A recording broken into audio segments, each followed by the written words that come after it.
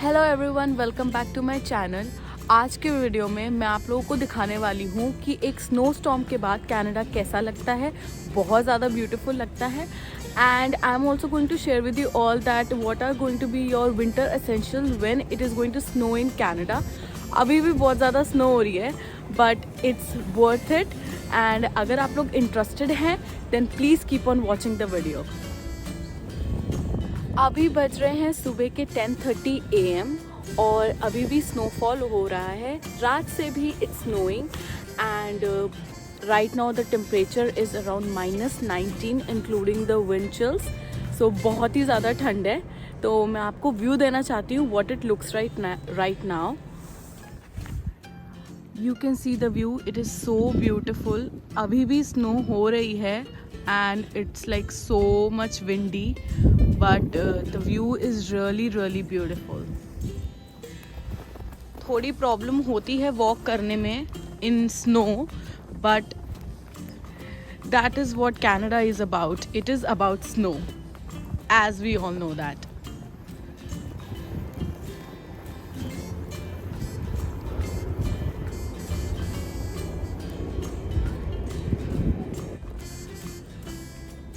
आप लोग देख सकते हैं kids are having fun making snow angels, making snowmans, having fun in snow. So बहुत ही ज़्यादा ब्यूटीफुल हो जाता है जब स्नो हो जाती है। येस, बहुत ज़्यादा प्रॉब्लम्स भी आ जाती हैं बट ब्यूटीफुल भी बहुत ज़्यादा हो जाता है एंड लोग इस वाले सीज़न को भी बहुत ज़्यादा इंजॉय करते हैं। Everything is covered in snow. जहाँ भी देख रहे हैं स्नो ही स्नो है। बट आप लोग देखिए यहाँ की सर्विसेज इतनी ज़्यादा अच्छी हैं। सब कुछ रोड्स एंड आपके वॉकिंग पाथवेज एटलीस्ट यूजेज के लिए अवेलेबल हैं और ये इतना ज़्यादा कन्वीनियंट है हमारे लिए।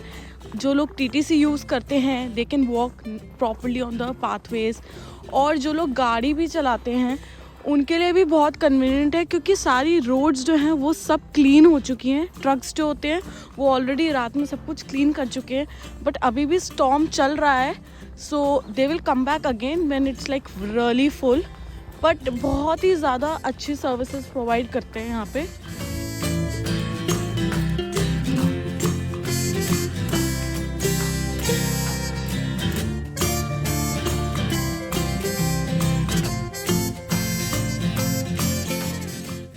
Now you will be able to see people cleaning the snow by using their snow machines and even shoveling the front of the house and the parking area to clean the snow.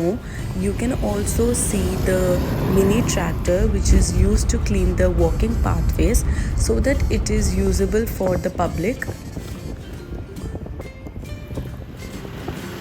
Now as you can see, that is our friend and neighbor Rick. He is right now using his snow machine to clear his front of the house and also his parking area.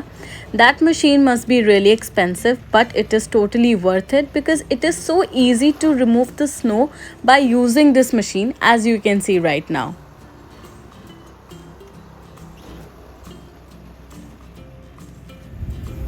So this is the salt which I got and this is the salt that we have to put it on our pathways so that there is no snow accumulated on some areas and कुछ भी slippery नहीं रह जाता। तो इसलिए हमें ये salt डालना पड़ता है which is very important. So I would like to ask you, how do you like snow in Canada? Oh, I love it. It's great. Then you know you look forward to the summer, to the barbecues and the hot weather. But this is a nice break. It makes everything white, clean.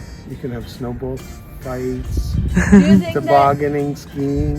Yeah, do you think like if it's snowing that lot of things are like slowing down or something like that? Like the daily lifestyle is like slowing down. Yeah, but that's good, right? Once in a while, everything moves so fast.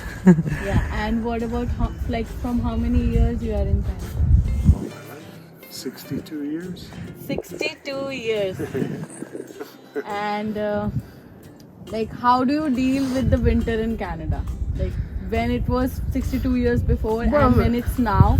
So what's the difference you feel now in Well, winter? you have your harsher winters, colder winters, more snow. Then you have some that are not so much. Like our February was pretty nice, right? Yeah, but now I feel like it's my third winter now, so I just think that now the winter is slowing down. The snow is less as compared to 3 years before when it was my first winter. So it was like lots of snow. Every day I used to see snow and it was like minus 38. But now I think that it's like 2-3 storms only. Like as per my but maybe over time you have to take into like 20-30 years, not just 3 years. Yeah, I know. It's just my experience. Yeah, no, I mean, look at in Texas today. They got power outages. They got snow. Like it's unheard of, once in a lifetime. You know, all these accidents on the highways with, you know, the black ice and things like that. They're just not used to it, right? They're not used to freezing temperatures. It's like -5 or 10 there or something. I just saw that today. It's like feels like with including the winds, it was minus 90. But I have seen minus 38. You must have seen more or less. But I think that it is. But when it's cold, you know, it's cold. It doesn't matter if it's minus 50 or minus 20. You just have to dress for it. And after minus 10, it just all feels cold. Yes. You know, you have to keep your skin covered up. Because of the frostbite. Yeah, you know, if you're in the Arctic, obviously it's more harsh. But, you know, in Winnipeg, Alberta, you know, places like that, it's much colder. Even Montreal, Quebec City, it's much colder. And what about this machine? Would you like to tell me something about that? Yeah, you can buy this How much? $1 million. No. I don't have that much of money. But that is really useful, I think. Yeah, Because in snow, rather than when you're an old man. It's too much to shovel, right? too much to shovel. Yeah, so you let the machine do the work. Plus, you know, you're going to help people out. Doug and Debbie are not here today. You know, we take care of Al's, and I got to do Diane's. The other people, the younger people, maybe I'll leave them, but I have a few other older people that I have to take care of. Okay, thank you so much. Thank you so much for talking to me. Thank you.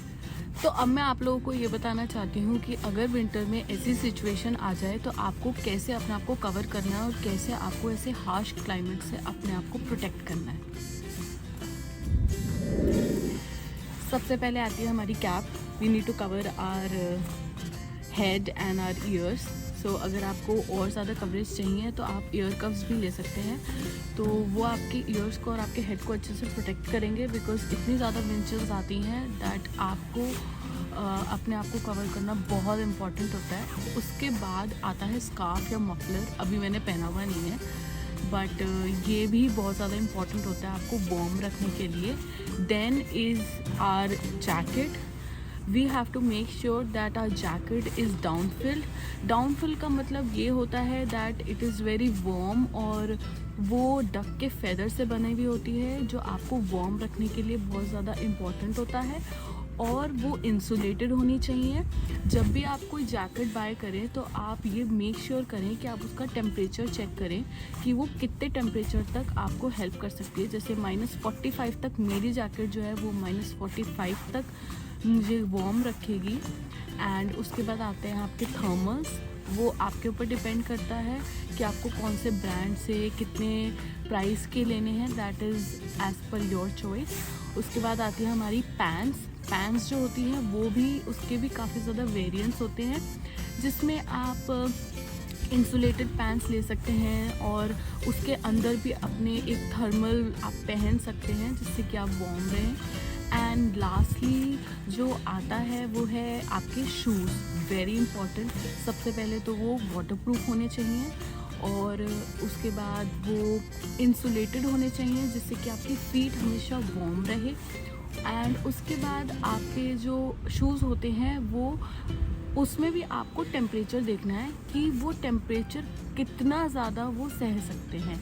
And उसके बाद जो है आपके gloves भी बहुत important होते हैं। अगर आपकी फिंगर्स जम जाती हैं, यहाँ पे इतना ज़्यादा फ्रीज़ हो जाता है, ब्लड सर्कुलेशन बंद हो सकता है। एंड इसके लिए आपको अच्छे ग्लव्स चाहिए। किसी भी ब्रांड से आप ग्लव्स लिए, वहाँ पे आप चेक कीजिए कि वो इंसुलेटेड होने चाहिए, किस टेम्परेचर तक होने चाहिए। ये सब चीज़ें बहुत ज़्यादा इम्पॉर्टेंट होती हैं। तो ये एक क्विक था कि कैसे मैं अपने आप को कवर करती हूँ और क्या क्या चीज़ें मैं पहनती हूँ और अपने आप को वार्म रखने के लिए मैं क्या चीज़ें करती हूँ।